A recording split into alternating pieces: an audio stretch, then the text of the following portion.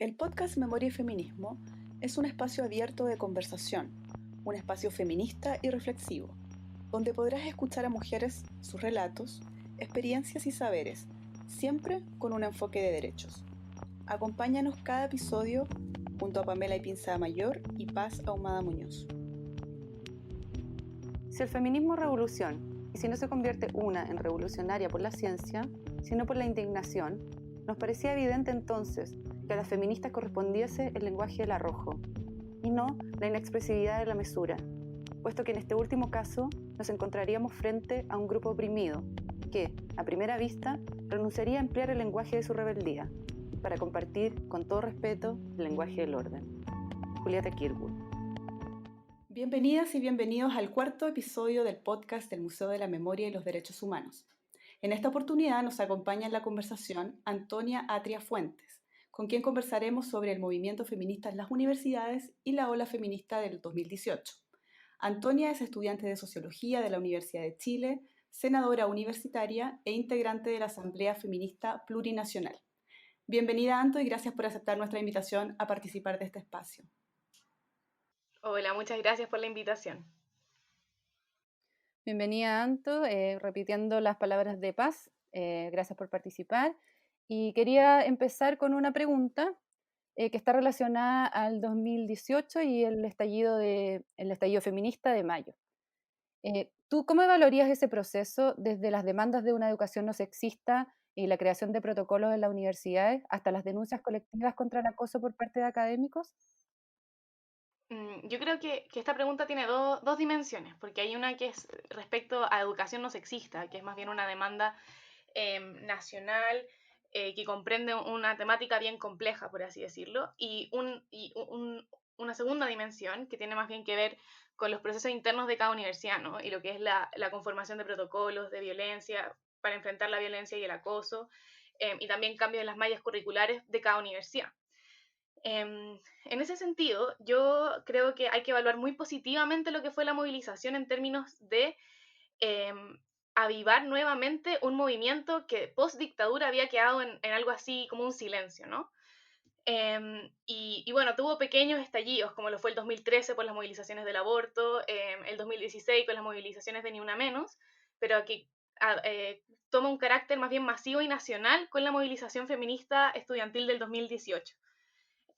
Y esa movilización fue súper efectiva en poder poner sobre la mesa un malestar que había sido ignorado en la esfera pública, que este malestar de las mujeres y de su poco acceso o su acceso no sustantivo en iguales condiciones en lo que es el ámbito público, en este caso en la educación superior, ¿no? Y entonces yo creo que por eso es una movilización que está muy de la mano con esta demanda por la erradicación de la violencia, que es una demanda muy sentida, muy transversal, yo diría, y que precisamente habla de de un primer despertar, que es algo tan básico como simplemente no nos violenten, déjenos estudiar tranquila, etc. Entonces, en cuanto a esa dimensión, yo creo que es súper positiva la movilización y súper efectiva en lograr hacer que el tema fuera relevante, conformar protocolos para enfrentarlo y hacer cambios curriculares que vayan en esa dirección. Pero en la segunda dimensión, que es más bien la dimensión nacional de la exigencia de una educación no sexista como política pública, por así decirlo, yo creo que hay que ser un poco más críticas, en el sentido de que tenía una movilización nacional con las universidades como las principales universidades como la USACH, la Universidad de Chile, hasta la Universidad Católica, pero también universidades regionales súper importantes, o sea, era un movimiento que llegó hasta Aysén, que eso es igual complejo que ocurra por lo que sabemos del centralismo, etc.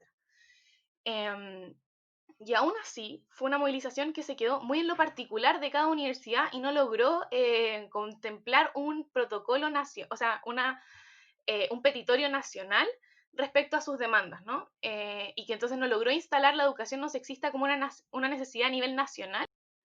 Que quería comentar respecto a lo que tú decías, Anto, como del mayo feminista. Yo siento que la universidad representó un poco lo que es la violencia machista, la violencia patriarcal que se vive dentro de una sociedad. O sea, siento que es como una versión en pequeño de toda la violencia que vivimos como por el hecho de ser mujeres. Entonces, en ese sentido, creo que el mayo feminista fue muy importante porque tiene un carácter simbólico para el movimiento feminista y creo que de ahí se gestan las bases para todo lo que sucedió después y las manifestaciones masivas y lo que pasó también en octubre. Creo que es un referente muy importante y desde esa lógica, más allá de que no se hayan podido crear consensos a nivel nacional o a nivel como de gobierno, creo que eso sentó las bases quizás para resistir frente a la violencia del patriarcado que se ejerce en todas sus formas. Desde el conocimiento también, por una parte, como decíamos con la educación no sexista, o sea, lograr esos consensos también es quebrar el poder, de alguna manera, el poder patriarcal, ¿no? Que define cómo se hace el conocimiento y cómo se educa. Entonces creo que eso es como algo importante a pensar en torno al mayo feminista. Sí, totalmente, totalmente. Y permite entonces poner y yo creo que es súper interesante porque aparte la universidad simbólicamente fue un triunfo de los movimientos feministas anteriores en lograr la incorporación de mujeres en este ámbito, súper, súper importante. O sea, es básicamente tomarnos una esfera o sea, una dimensión de la esfera pública que nos había sido negada. Entonces, en ese sentido, profundizar esa integración eh, efectiva, yo creo que es súper, súper relevante y marcó un antes y un después definitivamente y logró, como tú misma dices, como un inicio simbólico de una nueva ola, ¿no? Sí, y además siento que de alguna forma como que abrió un espacio, abrió una puerta, como una gran caja de Pandora en donde todas las mujeres pudimos de alguna forma también verbalizar lo que nos había pasado en términos como de violencia hacia las mujeres, que a lo mejor a todas nos había pasado alguna situación de acoso, de violencia dentro de la universidad y fuera también, ¿no? Como que se abrió un movimiento ahí muy importante para que todas pudiéramos hablar y sacar la voz. Creo que eso es súper importante también como ponerle énfasis. Y a partir de lo que veníamos hablando, a partir del Mayo Feminista del 2018, Anto, ¿cómo ves que se ha ido posicionando el movimiento feminista chileno? ¿Y cuáles son los desafíos posteriores de a la revuelta social de octubre del año pasado? ¿Cómo ves tú ese proceso? Bueno, en cuanto al posicionamiento del movimiento feminista posterior a las movilizaciones del 2018, creo que ha sido súper efectivo. Yo no me imagino un 8M del 2019, por ejemplo, sin la movilización estudiantil del 2018. Entonces, como Claro. mencionaba anteriormente, esto abre una puerta a esta ola de mujeres movilizadas feministas. Y en ese sentido se ha logrado instalar como un movimiento a nivel nacional, ¿no? Un movimiento al que instituciones que tal vez ignoran otros o que no son fácilmente permeadas por las demandas de la sociedad en general, este movimiento ha logrado que las escuchen, ha logrado instalar puntos muy, muy importantes y, y se ha instalado a nivel nacional. Y yo creo que eso es súper relevante y de hecho, por ejemplo, su importancia se demostró en el estallido social porque después del 25 de noviembre el estallido se revitaliza, ¿no? Con esta movilización de mujeres contra la violencia política sexual. Claro. Eh, y después también con lo de la paridad, hay un fuerte, como un acuerdo que había sido criticado de no escuchar a la calle y que haberse hecho en las mismas cuatro paredes de siempre, eh, después es alterado por estas demandas de la sociedad, como lo es la paridad desde el movimiento feminista.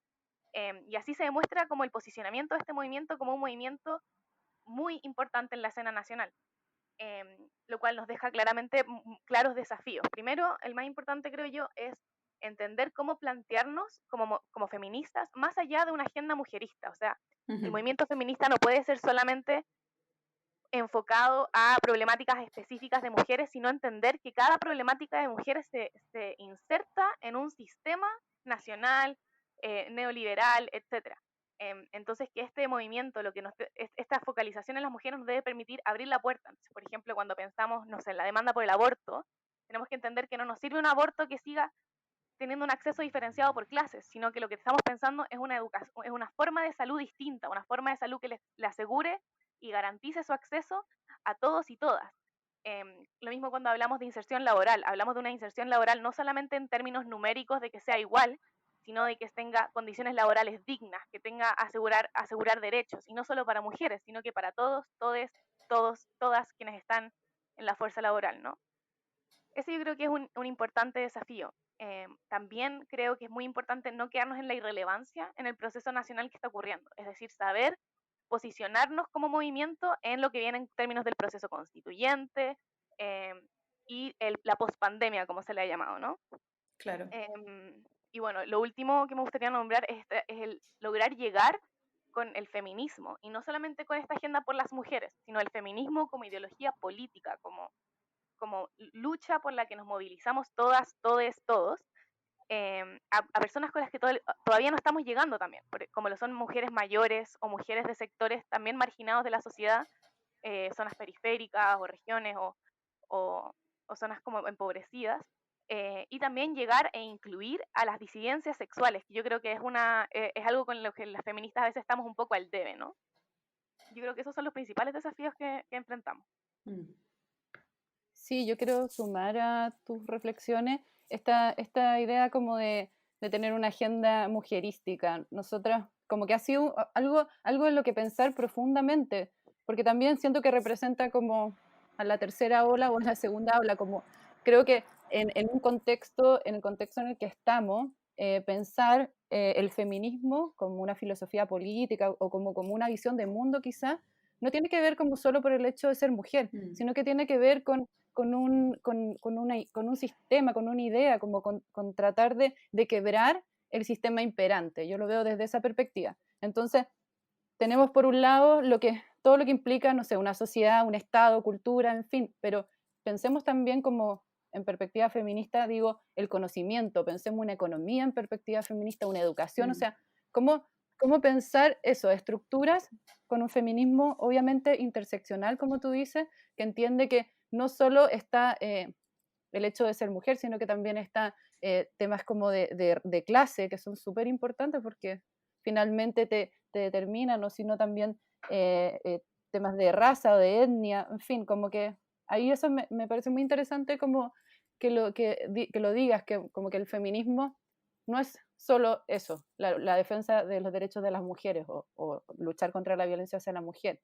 Y ahí, por ejemplo, no sé si lo han pensado, te pregunto como todo el rol que ha tenido el movimiento feminista en estar, digo, como en alerta o ajusticiando todos estos casos tan brutales que hemos visto en estas últimas semanas de violencia de género y violencia feminicida. Como ahí pienso que hay una agenda política súper concreta. No sé, tenemos como el caso de Martín Pradenas, creo que tiene como nunca nadie, o sea, nunca había habido un número tan alto de visitas a la web del Poder Judicial. Entonces, eso me parece así como muy potente a pensar respecto a eso, como cuáles son finalmente las agendas políticas que podemos crear o la incidencia que podemos tener en las agendas políticas contemporáneas y lograr un cambio, no sé, una transformación en la institucionalidad y a través del mismo movimiento social. ¿Cómo lo ves? Sí, muy de acuerdo con tu reflexión, Pamela. Yo creo que es muy interesante la relación de la institucionalidad con el movimiento feminista, porque yo diría que el movimiento feminista ha tenido una relación compleja con la institucionalidad desde que existe, por así decirlo. O Sí, sea, desde las feministas que lucharon por la vuelta a la democracia, ¿no? Y que estaba en este eslogan como no hay democracia sin las mujeres, o ese tipo de lemas que fueron ignorados sí, democracia, eso sí, mm, que fueron democracia en el país y en la casa. este. Este es O sea, sí, y fueron muy sí, ignorados por los partidos políticos y por quienes estaban llevando esa lucha como en un primer plano, ¿no? Y quedaron relegadas a un segundo plano. Entonces, ahí hay una institucionalidad que no logra escuchar esta demanda. Em, y el mismo Mayo feminista fue súper interesante porque fue el primero que renegó no solamente de las estructuras de representación nacional, como lo es el Congreso o los partidos, y podemos hablar más de eso después, pero también de sus propias estructuras de representación del movimiento estudiantil. O sea, no fue la FECH la que llevó la movilización en la Universidad de Chile, fueron las vocerías que se eligieron en las asambleas de la movilización feminista. Em, y entonces hay una crítica súper profunda a la institucionalidad y cómo se entiende esta institucionalidad. Y yo creo que a veces no es clara, en el sentido de que no dice como mi crítica es A, B, C, estos son los problemas, sino que simplemente elige una forma alternativa que se está desarrollando y mm, gestando, ¿no? Y entonces, sí, en ese sentido, como el feminismo tiene esa particularidad, es una perspectiva transversal, todas las demandas tienen una perspectiva de género. Las demandas de no más FP, las demandas eh, del desarrollo sustentable, de lo ecosocial, ¿no? Todo puede ser visto con una mirada, con una perspectiva feminista. Entonces, yo creo que eso nos deja importantes desafíos porque el movimiento feminista tiene un potencial articulador de movimientos sociales muy importante, una oportunidad de aglutinarlos y ser la fuerza que los lleve. Yo creo que es súper importante de ser explotada, por así decirlo.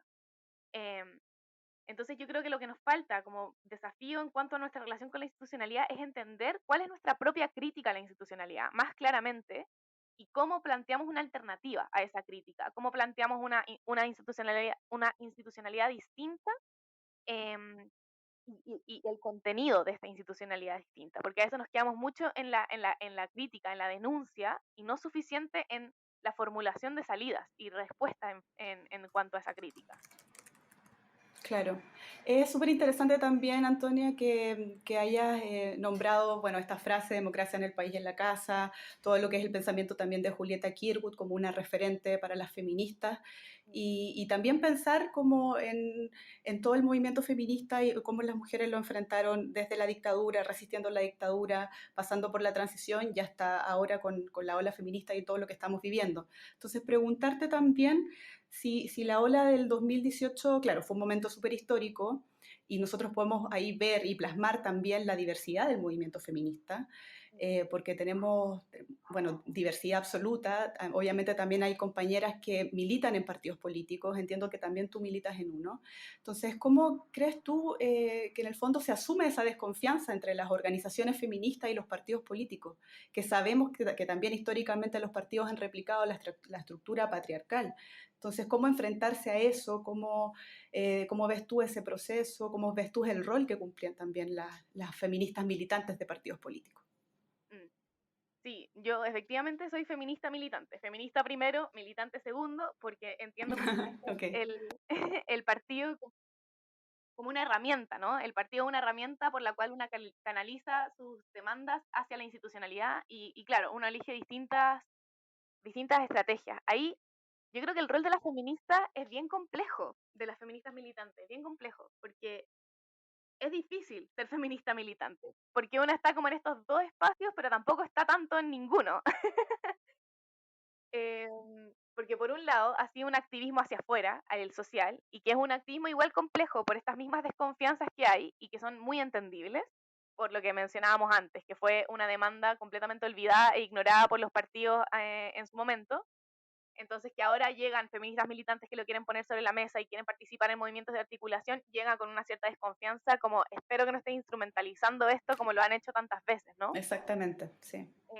Entonces está esa complejidad. Y por otro lado está la complejidad de que al final está ese un activismo también en tu propio partido, porque nosotras como feministas entendemos esta estructura patriarcal, que es el partido, y cómo la estamos tratando de transformar por dentro. Entonces tenéis como una especie de doble militancia en el movimiento social y en tu partido político, que es un poco agotadora, a veces un poco ingrata en cierto sentido, pero que tenemos la convicción de que vale la pena, ¿no?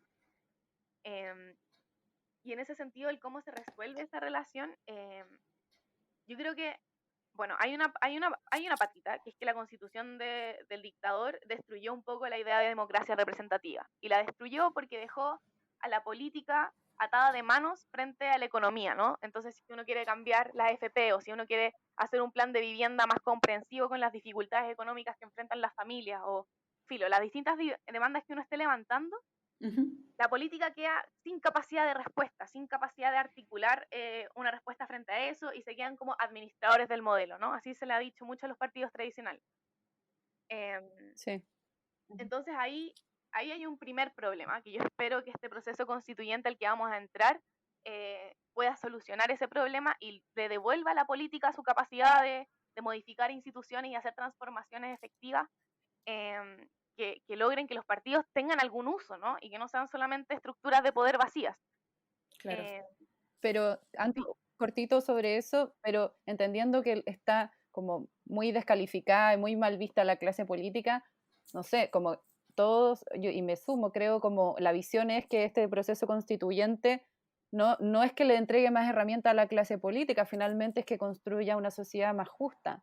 No sé, también desde mi ignorancia, porque no conozco la expertise técnica, pero ¿cómo atribuirle responsabilidades a la clase política, entendiendo que la clase política está completamente descalificada frente a la sociedad en su conjunto? O sea, después de la revuelta. es un escenario muy complejo. Sí, o sea, estamos atravesando una crisis de la democracia representativa súper profunda y no la estamos pasando solamente nosotros como Chile, sino que la está pasando el mundo en general. Claro, Sí. Em, sí, sí, sí. y yo creo que eso es porque la idea de aglutinarte en un movimiento político para hacer una transformación ha quedado completamente desvalidada y yo creo que esas raíces están en nuestro país en una constitución que dejó al poder político sin herramientas para hacerlo. Entonces, cuando estamos hablando de un proceso constituyente que va a iniciar, inaugurar una nueva forma de hacer política, em, tenemos que estar muy pendientes de eso. O sea, no podemos dejar simplemente, bueno, hay un tema con todas las listas que igual los partidos van a estar presentes. Yo espero que eso no sea negativo. Yo tengo la confianza, por ejemplo, en mi partido y mi conglomerado, que es el Frente Amplio. Espero que logre alguna transformación en ese sentido. Le tengo la fe, por algo milito. pero pero que los movimientos, la sociedad civil, la ciudadanía esté muy atenta al proceso y logre que las cosas que se discutan en la Convención Constitucional pueda incidir, aunque no se esté o sea, aunque no se esté como convencional en la convención, es súper Ujú. importante que estemos atentos para poder estallar Chile de nuevo si es necesario, para poder mantener las demandas que sean claras, ¿no? Que se pueda abrir más espacio a la ciudadanía, una democracia más participativa y no tan representativa, precisamente por esta crisis. Em, y yo por eso creo que el proceso constituyente abre la alternativa de que la política vuelva a conectarse con la gente. Em, pero no solamente va por el proceso constituyente, y en eso yo creo que es evidente que los partidos que hoy día existen también tienen que hacer una autocrítica y que también tienen que fortalecer sus formas de participación con la sociedad civil, ¿no? Sus formas de integración, como lo dicen los sociólogos, imbricación Ujú. entre esta clase Mm, política y la sociedad. Em, y entonces ahí hay una serie de desafíos para los partidos de cómo entender, por ejemplo, su trabajo con las bases, ¿no? O sea, cómo se entiende el trabajo con el territorio, cómo se entiende y prioriza el trabajo con las activistas que están en el movimiento feminista y cómo ese trabajo no es instrumental de ninguna forma, sino que es una dirección, es una claro. bidireccionalidad. O sea, el movimiento feminista exige cosas que nosotros mediante nuestra herramienta partidaria las ponemos en la mesa, y el partido a su vez Mm, eh, notifica o logra articular mecanismos como se está discutiendo este tema en el Congreso o en el Consejo Municipal o en donde sea, y cómo entonces esa información también ayuda a que las feministas o los diversos movimientos sociales logren también decir qué opinan de esos procesos y que los partidos la escuchen y las integren en su accionar. Y yo creo que hay partidos que tienen que hacer más la mm, autocrítica que otros, pero que todos tenemos que Mm. encontrar esas nuevas formas de participación. Sí, totalmente. sí, Además que, bueno, ahí está todo este fenómeno, como hablábamos, de la desafección política, y también eso conlleva como a la desconfianza en el proceso constituyente. O sea, igual hay personas que desconfían de este proceso partiendo por la desconfianza en el acuerdo que se hizo. Mm, Y también entiendo que, bueno, que las compañeras feministas, que además son militantes en partidos políticos, tienen vocación de poder, pero también cómo los partidos se hacen cargo de entregarles herramientas dentro de la propia institucionalidad para acceder a esos espacios de poder. También eso es importante, por lo que decías tú, que se hagan la autocrítica, ¿no? Y ujú. también que entreguen esas herramientas. Yo entiendo que hay partidos como más tradicionales que le ha costado el tema del feminismo, Sí. pero en general el espacio donde tú estás ahí, ¿cómo ves que se ha ido instalando esto? Bueno, yo milito en mi partido desde el 2016. Siento que he sido muy críptica. Mi partido es Revolución Democrática. Siento que es como mi partido y Sí, ya, nombrémoslo, Revolución Democrática. para ser más transparente, ¿no? Pero Sí. bueno, em, en ese sentido, yo creo que yo empecé a militar en el 2016 y yo entré a militar cuando estábamos discutiendo el tema de las cuotas para las directivas, por ejemplo, del partido, que fuera una mesa en Perfecto. cebra, etcétera. Y fue una álgida discusión. Yo me acuerdo de Mm, haber entrado y haber dicho, ¿cómo puede ser esto un tema de discusión como es tan evidente que tiene que haber mm. paridad en los órganos? Tan eh, básico, claro. exacto, exacto. Y bueno, y desde el Frente Feminista del cual yo participo, etcétera, lo peleamos y quedó. Y ahora es muy sentido común, como que lo ganamos y quedó instalado como algo que forma parte de nuestra identidad partidaria, ¿no? Eh, mm. yo creo que este tipo de avances hay que ir haciendo. Bueno, también con los temas de los protocolos, por ejemplo, contra la violencia interna de los partidos, y cómo eso se va mejorando mediante formaciones, cómo entendemos la militancia de una forma más horizontal y menos hostil, ¿no? Eh, y cómo también entendemos la distribución de poder en nuestros mismos partidos, porque pucha que a veces a los hombres les cuesta soltarlo, ¿no? Totalmente, sí. Entonces, Sí. ¿cómo tenemos mecanismos que faciliten eso y que no dependa tanto de la voluntad del compañero, de qué tan aliado es, y sea más bien una directriz partidaria, ¿no? Mm, totalmente. Bueno, igual creo que falta mucho camino por avanzar y no solo como en los partidos políticos, sino más bien en la sociedad en su conjunto. Sí, Pareciera ser que es como de sentido común el feminismo, ¿no? Como que es de sentido común que la violencia de género no debería existir, pero como que cada vez se evidencia más y ahí creo que es como nuestro rol debe ser muy activo en la denuncia, en la educación, en la autoformación, todo esto que hemos conversado, en dar cuenta de esto, pues, de esta estructura violenta en todas sus formas. sí, y Yo igual creo que falta, o sea, como específicamente los partidos políticos, wow, es como un hueso duro de roer, sí. pero bueno, Y me ahí gustaría veremos. decir algo sobre esto, es que tenemos que, por ejemplo, en el fenómeno de la violencia, hay que dejar de entenderlo no sé si han cachado esta crítica como a las leyes de nombre propio. Em, y esa es una Sí, crítica muy profunda finalmente, porque dejemos de entender estos casos como que son el caso de este agresor con esta víctima, y esta particularidad de este caso, sino que hay que entenderlo como un fenómeno que tiene raíces estructurales, ¿no? Que tiene raíces como en sí. la forma simbólica en la que la sociedad se representa, en la forma en que nos enseñan, nos educan, nos forman como personas. Empezar a entenderlo como ese fenómeno Sí. global es súper importante. Pero ahí justo en ese punto, como tengo esta perspectiva, creo que es muy importante nombrarlo por su nombre, Mm, para que se entienda que son personas reales que han sufrido o que han sido producto de esta violencia estructural que mm, mencionamos. Porque cuando, como lo digo así como como en popular, en común, como para que haya como eso, una especie como de ola expansiva que se entienda en el fondo lo que implica esta cosa teórica, que es cuando se habla de violencia estructural o que se habla de constructos de género o que la educación te determina, bueno, todas esas cosas para el grueso es muy difícil de entender, como yo me acuerdo que, no sé, no hace poco, 3, 4 años atrás, ujú, habían comentarios de compañeros que decían por qué hay un día de la mujer y por qué no hay un día del hombre, por sí, ejemplo, ¿viste? Como esas como lugares Sí, comunes que, todavía, claro. y- claro, pero cada vez es Sí, menos, mm, sí, pero no menos al punto de que siguen asesinando a niñas y mujeres de forma muy violenta y específicamente por el hecho de ser mujeres. claro. Pero lo que quiero decir es que creo que es importante nombrar, que tengan nombre, que las víctimas, por ejemplo, tengan nombre. Eso es como un trabajo que nosotros desde el museo hacemos y le damos mucha importancia, que no sea un NN, sino que tenga un nombre y un apellido que sufrió X situación, sí. porque, o si no, también como que se desvanece, Sí. ¿no? Como en esta cosa etérea de la O de teoría. las Como cifras. claro, como dignificar a las víctimas también, ¿no? Claro, o sea, es Mm, distinto cuando uno dice, no sé, han habido 31 femicidios y 70 femicidios frustrados este año, Claro, eh, claro. que cuando uno dice a Ámbar le pasó esto, a una mujer de carne y hueso tuvo que pasar por esto, y uno logra ese nivel como de movilizar sentimientos, ¿no? De llegar a esa cosa tan pasional de uno, de decir como podría ser mi hermana, mi amiga, mi mamá, sí. Es y humanizarlo, claro. exacto, exacto, Podría ser yo misma, eso Exactamente, mismo. que es, sí. que es donde termina. Bueno, Anto, te voy a hacer una pregunta, también está relacionado con la anterior, pero para el otro lado, desde la institucionalidad, desde el gobierno o al Estado.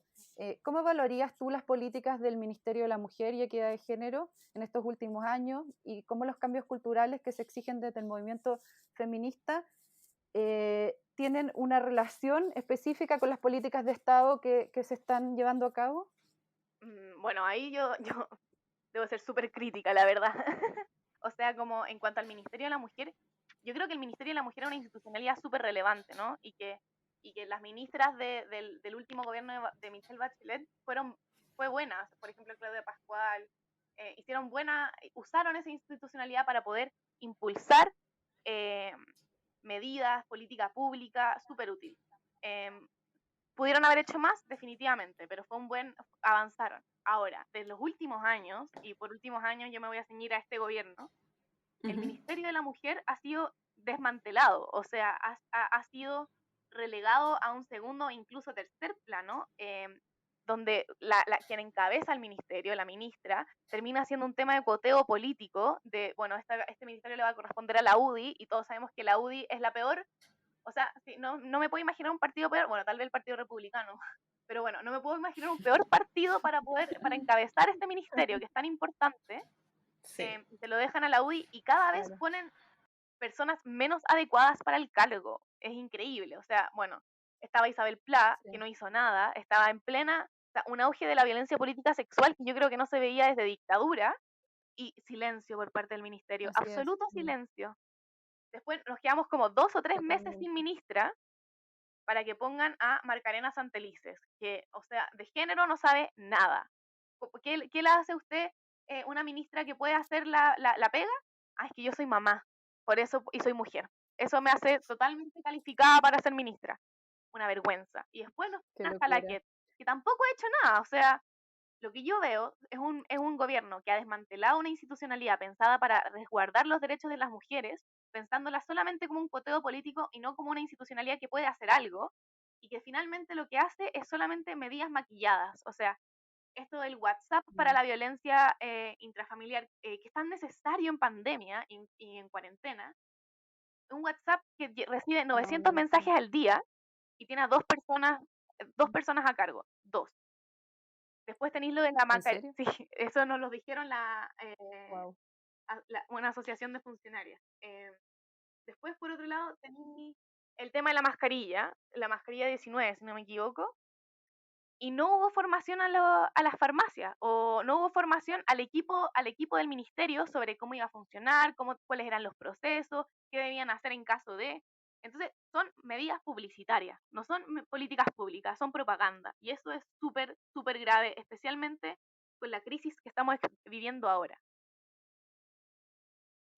Pero, y no sé, ¿cómo lo ves tú? Porque a mí me parece insólito, por así decirlo, que entendiendo la potencia y como lo masivo que ha sido las últimas como manifestaciones del movimiento feminista, los activos que están en todos los medios, en redes sociales, en todos como que siento que ahí hay una agenda política muy potente, este gobierno sea incapaz de escuchar o de darle un lugar, habilitarle un espacio a ese tejido social, a esa fuerza, ese movimiento que yo creo que es de los más articulados y los más fuertes, o sea, junto con el movimiento estudiantil, son las Mm. bases prácticamente de la revuelta de octubre. Entonces, ¿cómo ves tú ese, no sé, ese quiebre, ¿cachai? Que existe entre esa poca falta de comunicación o de sentido Sí, común, básicamente. yo creo que lo que le pasa a este gobierno es un sesgo ideológico finalmente. O sea, no es que no escuchen, no es que no Mm. sepan qué nos gustaría que hicieran, porque lo hemos dicho en todos los tonos, con todas las letras, con negrita, cursiva, todo. Pero no es que no sepan, no es que no puedan escuchar, es que no quieren escuchar, o lo escuchan y no quieren hacer lo que estamos diciendo por este sesgo ideológico, que es lo mismo, por ejemplo, que está pasando con el tema pandemia, ¿no? Que es, bueno, no le vamos a dar una renta básica de emergencia, sino que le vamos a dar el ingreso familiar plus, que son todas cosas que no abarcan en verdad el problema, pero que bueno, no es Claro. el que la gente no dependa del Estado, ¿no? Em, entonces, eso los inhabilita a poder hacerse cargo de este problema, porque precisamente son fuerzas que no quieren que esto sea tema, que no quieren avanzar en la dirección de más igualdad, de profundizar la democracia, de mayor inclusión. No va en sus bases ideológicas. Y la fuerza del movimiento feminista, yo creo, en este tiempo especialmente, se ha demostrado como un movimiento más allá de la institucionalidad en el sentido de que se hace cargo. Entonces, frente a la violencia, ¿cómo se responde? Con medidas comunitarias de los barrios, por ejemplo, para enfrentar la violencia. O se ha visto más claramente con el tema del hambre, ¿no? ¿Cómo se asume el tema del hambre? Las Claro. mujeres salen a la calle, hacen ollas comunes y le dan de comer a sus vecinos y vecinas. Y esa es la raíz del movimiento feminista. Es un movimiento, ¿verdad? No solamente de las feministas, sino, o sea, de movimiento, sino de las feministas mismas. Es una idea muy basada en la ética del cuidado, ¿no? En esta ética como del cuidarnos entre nosotros y la comunidad, em, Sí, de tomar las riendas, o lo bueno, colectivo. exacto, del colectivo, de tomar las riendas frente a una Mm. institucionalidad que simplemente no está dando abasto. No está dando respuesta desde el Estado. Eso bueno, lo hemos visto también con Pamela, estuvimos trabajando desde fines del año pasado y hasta marzo en un proyecto en torno al rescate de las ollas comunes y eso lo que dices tú lo vimos muy patentemente, o sea, la solidaridad entre mujeres, ¿no? Cómo el pueblo ayuda al pueblo, cómo estamos viendo que las respuestas del Estado no son suficientes, entonces ahí aparece toda la solidaridad y toda la organización y articulación entre las mujeres para poder salir adelante también, ¿no? Y claro, frente a lo que decías tú antes, pareciera que este gobierno está en contra de todos los derechos de las mujeres por todo lo que hemos venido peleando hace tanto tiempo. Es tan poca la sintonía que tiene el gobierno con las demandas ciudadanas bueno, no hay mucho más que esperar, pareciera, ¿no? Por lo que queda al menos de gobierno. Y en ese sentido me gustaría llevarte al tema, retomando un poco lo que hablábamos antes del proceso constituyente. ¿Cómo ves tú este proceso que viene? ¿Cómo crees tú que esto va a ayudar en el fondo a la creación de una nueva constitución, a avanzar en las demandas del movimiento feminista, más allá del gobierno de turno, ¿no? Cómo de alguna forma nos concentramos y validamos una constitución legítima que en el fondo vaya en pro de los derechos y la igualdad de las mujeres. Mm. Bueno, primero, en términos del proceso constituyente, yo creo que la paridad es central. Y es central porque, bueno, se ha dicho mucho que este proceso constituyente va a inaugurar una nueva política, ¿no? Y yo creo mucho eso, porque va a ser, o sea, yo nunca he visto a la gente tan involucrada en mis 22 años de vida, tan involucrada con la política, ¿no? Porque precisamente yo soy una persona que ha vivido la descomposición de esta democracia representativa que hablábamos antes. Claro, Eh, entonces, yo no los había visto tan involucrados y yo creo que eso es súper importante porque va a lograr una supervisación de la ciudadanía de lo que se discuta en esa convención. Y de hecho la derecha ya tiene miedo. Algo querían hacer hace como un mes, 2 meses, se discutía de que los votos fueran privados para que no los funaran en la calle. No sé si se acuerdan de eso. Y bueno, sí, eso, o algunas personas como Evelyn Matei que no quiere decir si va a aprobar o rechazar y quiere ser candidata presidencial.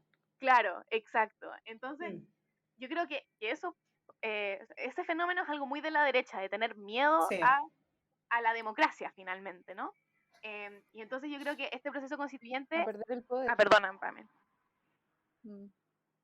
No, no, tranqui, es que es como perder el poder. Yo siento Mm, como que lo mismo que pasa con la violencia machista, cuando sienten a esa amenaza de la pérdida de poder, que tiene que ver con la construcción de lo colectivo, con reforzar el tejido social, por ejemplo. claro, Todas esas cosas se sienten completamente amenazados, por eso de esconder el voto. total, Yo siento sí. que ahí ese es el miedo. exacto. Pero perdón, te No, no interrumpí. te preocupes. Em, y bueno, y entonces en esa misma línea, como la ciudadanía está tan pendiente, yo creo que la paridad es fundamental porque es simbólicamente algo que nos abre, nos inaugura una política con más mujeres, ¿no? Porque es la demostración de que las mujeres vamos a estar en igualdad de condiciones, inaugurando esta nueva política, participando en iguales condiciones que los compañeros que también van a estar ahí, bueno, algunos compañeros, otros no tanto. Em, y en Sí. ese sentido va a inaugurar una nueva forma de ver esta política con mujeres. Y yo creo que eso es fundamental. Pero además, porque las feministas tenemos que lograr no solamente hablar de los temas de forma, que fue lo más que nada toda esta discusión por la paridad, es como ya, por forma déjenos entrar en igualdad de condiciones, pero también de contenido. Y, y entonces esto que hablábamos de la olla común y esta ética del cuidado, por así decirlo, del movimiento feminista, también tiene que estar en la Constitución. Tenemos que tener un Estado más presente, que no nos deje a la deriva del mercado, sino que aporte en la garantía de los derechos. Una Constitución constituye el poder, es decir, constituye instituciones y también garantiza derechos. Y en ese sentido, em, tenemos que avanzar en una constitución que constituya un poder más participativo, no tan representativo, y garantice derechos en el sentido de los derechos sociales, de los derechos políticos, y que estén resguardados, entendiéndolos como elementos fundamentales del bienestar de las personas. Y ahí, por ejemplo, lo que hace el modelo neoliberal es mercantilizar los derechos sociales. Y un estado de bienestar, que es el que deberíamos tener, el que deberíamos aspirar a tener, un estado que se involucre más en la garantía de nuestros derechos, es precisamente desmercantilizar los derechos. Es que nuestro bienestar, nuestras vidas no dependan solamente de nuestro desempeño mercantil, de cuánto estamos ganando y cuánto no ganamos, y ahí sabemos que a las mujeres nos va 1000 veces peor, sino que por ser personas merecemos salud, merecemos educación, merecemos pensiones dignas, merecemos sueldos dignos, merecemos derechos laborales y un largo etcétera, que debemos ser capaces de pelear y que la ciudadanía esté atenta a que lo que ellos quieren, sus demandas, que puedan sindicalizarse, que puedan hacer negociación ramal y todas las otras cosas que sabemos que tienen que estar, que estén. Y yo creo que un proceso donde la ciudadanía tome un rol activo en la fiscalización de esa discusión constituyente es fundamental. Y ahí también vamos a tener que pensar medidas participativas de cómo se integra esta ciudadanía y no solamente mediante el trending topic del Twitter en ese momento, sino con verdaderas instancias Claro. participativas. Eso te iba a preguntar porque, ok, pero ya hay algo constituido, entonces uno como ciudadana, ¿de qué manera puede tener incidencia en esas decisiones que se tomen? De hecho, en otras conversaciones anteriores hablábamos de eso, como ya, se va a elegir gente, pero esas personas son representativas, como, y volviendo también a la idea, a lo que conversábamos al principio, con esta como feminismo mujerista, como ya conquistamos la paridad, o al menos la conquistamos en un ámbito. ¿Qué viene después? Mm, ¿Es solamente por el hecho de que sean mujeres? Sí, yo creo que va a haber una incidencia, pero ¿qué viene después? ¿Cómo hacemos que lo que se converse, lo que se decida o la toma de decisiones o el mismo documento que se escriba sea representativo? ¿Cómo hacemos que tenga una perspectiva feminista? ¿La tendrá? Porque hay mujeres como ser mujer no es lo mismo que ser feminista, como no es un sinónimo. claro. Ahí yo creo que hay una parte que es muy en lo que viene después del plebiscito, ¿no? Que es como la campaña de constituyentes, y ahí que estemos muy involucrados en lo que va a implicar esa campaña, informándonos activamente de quiénes son estas personas, de dónde vienen, cuál es su historia, y podamos elegir a la persona que creamos que mejor va a representar esa idea, y no solamente en el sentido de marcar el voto, sino también de discutir con nuestros vecinos, vecinas, amigos. em, yo creo que esa discusión es fundamental y no la hemos tenido en el país hace mucho tiempo, ¿no? Que la política esté en lo público, que tú vayas en la micro y escuché a una señora hablando sobre lo que está pasando políticamente. Eso no pasa mucho, entonces, en nuestro país. Y yo creo que va a ser una apertura de ese diálogo político público. Pero además hay que lograr levantar estas instancias de participación. Lo que yo me imaginaba antes de la pandemia, y ahora va a haber que repensarlo, es, por ejemplo, bueno, las cosas más detalladas de la de la Convención Constituyente, perdón, tengo entendido que no están todavía definidas. Y yo creo que Mm. ahí va a ser importante poner, por ejemplo, que haya semanas como distritales, que es lo que tienen los diputados y diputadas, senadores creo que también, y Claro. que sean estas semanas donde las personas vayan a los distritos que los eligieron, abran instancias de conversación, informen sobre lo que está pasando y que en esas instancias, que yo me imaginaba como asambleas o cabildos, por así decirlo, pero no sé si ahora va a ser posible, pero que en esas instancias se Mm. dé ese diálogo, ¿no?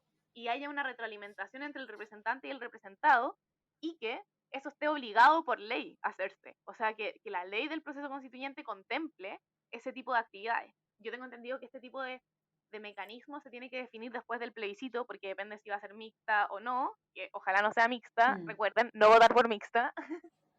Eh, y, Sí. y, y que ahí se abra, ¿no? Y que estemos pendientes de esa discusión también que se debería venir pronto.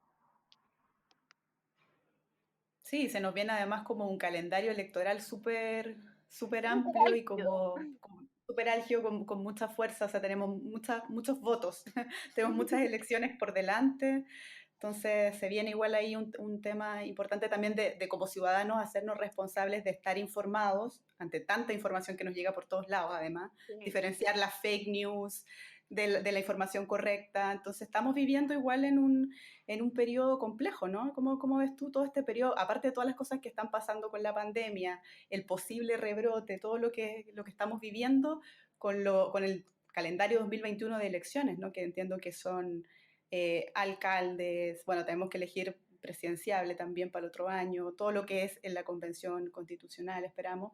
¿Cómo ves tú todo lo que se nos viene? Yo creo que se nos viene la refundación de Chile. Perfecto. No, pero Eso, estos proyectos, o muy sea, bien. el hecho de que hayan estas elecciones, una elección de carácter nacional, que es la convención, y elecciones de carácter local, que son las de Las alcaldías y municipales. concejalías, exacto, las municipales, eh, van a hacer finalmente que sea una discusión del nuevo país que queremos. O sea, yo no me imagino que los candidatos a alcaldía o concejalías no poder hablar de este tema, ¿no? Van a tener que hablar de la nueva constitución, cómo se imaginan este nuevo país, qué votarían. Eso es Claro, información importante para el votante. Eh, entonces vas a tener una discusión pública a dos niveles, uno del Chile que te imaginas y otro de la comuna que te imaginas. Y estos dos procesos tienen que ir muy articulados, tienen que pensarse como un proceso de alcaldía, concejalía, convencional, gobernador regional también, es claro. un proyecto político que se impulsa. Entonces, la derecha impulsará su proyecto político, la centroizquierda y la izquierda, no sé cómo será la política de alianzas, pero va a impulsar otro. Y entonces, ese tipo de discusión, yo creo que por eso va a ser tan efectiva esto que la política se va a tomar el espacio público de la ciudadanía, de lo cotidiano, porque va a estar Ujú. imbuido, porque toda la discusión pública va a girar en torno a eso, porque precisamente está tan sobrecargado. Y la pregunta es, ¿cómo entonces no colapsamos de información haciendo un solo mensaje? Haciendo que Exacto. la municipal y la convención sea un proyecto. Y así no sobrecargáis a la gente. ¿Y cómo ves tú, Anto, que esto se replica en como en el movimiento feminista universitario, como en la universidad en sí misma, Mm. como y las feministas? Yo creo que la universidad tiene un deber con este proceso. Especialmente mi universidad, que es la Universidad de Chile, o sea, una universidad estatal. Esta debe cumplir su rol público, ¿no? Y en ese sentido, yo creo que hay una parte que es más Ujú. como de lo constituyente, que es que la universidad puede aportar en la discusión pública. Es decir, hoy día estamos en una situación de dificultad en cuanto al entender estos procesos, ¿no? Yo tengo una cuenta de Instagram que se llama El Atriarcado, lo pueden seguir, donde con mi papá, que es Fernando Atria, hacemos como unas discusiones en torno a la Constitución. Entonces yo le pregunto y él responde, y todos los comentarios que nos llegan, todos, son gracias por explicarme esto, estoy muy contenta por poder entender, al final alguien que me explica en simple, y la gente quiere entender, eso es lo que más quieren. Entonces la universidad también tiene un rol con eso, ¿no? Tiene un rol educativo de que, no sé, la Facultad de Derecho abra escuelas públicas sobre entender qué es una constitución si es que la gente quiere ir, que la universidad, no sé, que la Facultad de Agronomía y de Recursos Naturales puede explicar qué quiere decir la sustentabilidad y lo ecosocial, ¿no? Em, y entonces que se abran estas discusiones desde la universidad, por ejemplo, hacia afuera, que los estudiantes y les académicos podamos tener un rol activo en abrir esos diálogos con la ciudadanía en general, por un lado.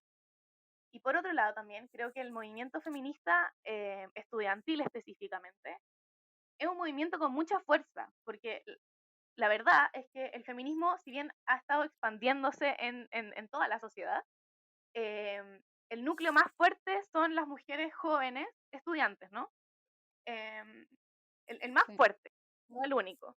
Eh, y entonces, la pregunta es cómo se moviliza estas estudiantes para hacerse parte de este proceso, discutir, abrir discusiones, abrir intervenciones en la esfera pública que logren poner los temas feministas en la mesa. Entonces yo creo que lo que se viene ahora en cuanto a lo estudiantil, y lamentablemente no estamos en las mejores condiciones para hacerlo, por lo menos la fecha estuvo muy bajo quórum, etcétera, pero hay una oportunidad de levantar organización paralela a la organización clásica, ¿no? La organización de la fecha, etcétera. Levantemos organización paralela y que esa organización se vuelque a poner las demandas feministas sobre la mesa, que se vuelque a poner nuestra perspectiva de mujeres estudiantes, mujeres y disidencias estudiantes, sobre cómo nos imaginamos este Mm. proceso. Totalmente. Que eso se viene, un momento de activación. Perfecto. Anto, bueno, ya tenemos que ir cerrando nuestro programa el día de hoy. Se nos ha pasado volando el tiempo. La verdad es que ha estado sumamente interesante Creo que da muchas esperanzas escuchar a alguien como tú, tan joven. El recambio generacional está funcionando perfectamente, creo. Así que nada, agradecerte muchísimo por esta instancia, porque nos hayas contado y nos hayas hablado de todos estos temas que son muy importantes conocerlo. Yo creo que la gente que nos está escuchando también agradece muchísimo toda la información que nos diste. No sé si quieres, Pamela y Anto, dar palabras finales para cerrar. Dejo el micrófono abierto. Yo me sumo a tus palabras, Paz. Nada, me quedo con el mensaje final de la Anto, que como feministas, jóvenes y viejas, Sí. nos queda como esta tarea de crear. Lo veo así como con esta idea de la refundación de Chile, como de activar, de ser como o agentes sociales activos. Como en esa lógica creo que yo me siento cómoda y creo que también es el futuro. Así que nada, comparto completamente la idea de que es un momento de activar, de cambiar paradigma, de crear nuevos, de compartir conocimientos, de eso, como de abrir y ser parte activa de este cambio. Así es. ¿Anto? Sí, muy de acuerdo con lo que ambas han planteado. Y yo solamente quiero dejarle un mensaje a quienes nos estén escuchando, de que la política puede verse como algo lejano, puede verse como algo que no nos llama mucho a participar y que en verdad nos ha creado más rechazo que cualquier otro tipo de emoción, ¿no? Y entonces llamarles a creer en este proceso, a creer que este proceso lo hacemos nosotros y nosotras, y que la forma más importante de activación en este momento es involucrarse en la discusión, es involucrarse y tomarse este espacio, ¿no? Y que a las mujeres siempre se nos ha negado este espacio, siempre se nos ha hecho más difícil lo público, y yo creo que el activismo más importante que cada una de nosotras puede hacer es decidir batallar contra eso y decir, no importa que no me den el espacio, yo me lo voy a tomar. Así que tómense los espacios, abran las discusiones con sus familiares, amigos y lo que sea, y no crean que su opinión no es importante, porque eso es lo peor que nos ha hecho la constitución del dictador, creer que nosotros no somos importantes. Así que participen, infórmense, discutan. Y no olviden votar apruebo y convención constitucional. Muchas gracias, chiquillas, por la invitación. La discusión fue súper interesante y muy contenta de haber participado. Muchas gracias, Anto, Muchas y gracias. tremendo tu mensaje, muy bueno. Agradecer a todos quienes nos están escuchando y los esperamos en el próximo capítulo del podcast Memoria y Feminismo. Muchas gracias. Primero quisimos encontrar un lugar en la historiografía existente. Pensábamos que quizás incorporadas al mundo relatado en masculino, seríamos visibles. Existiríamos. Luego nos dimos cuenta que no podíamos integrarnos a este relato porque, aunque la presencia de las mujeres es insoslayable en todos los acontecimientos de la vida, ya estábamos práctica y simbólicamente confinadas al mundo privado. La pregunta entonces es: ¿queremos incorporarnos a esa historiografía androcéntrica o queremos reconocer y narrar nuestra propia historia? Porque ese lugar vacío de nuestros quehaceres en el relato histórico tiene consecuencias en las vidas personales y en las posibilidades de enfrentar el mundo colectivamente. Que la historia de las mujeres no se reconozca, en el fondo quiere decir que lo que hemos hecho no importa. Da lo mismo haber estado en una revolución, resignificado la democracia, estar todos los días sustentando reproductivamente la vida de la humanidad. Nada de eso importa. Estamos ausentes o secundarizadas. Y eso tiene efectos. Extracto del texto Nunca más mujeres sin historia. Conversaciones feministas. Red chilena contra la violencia hacia las mujeres.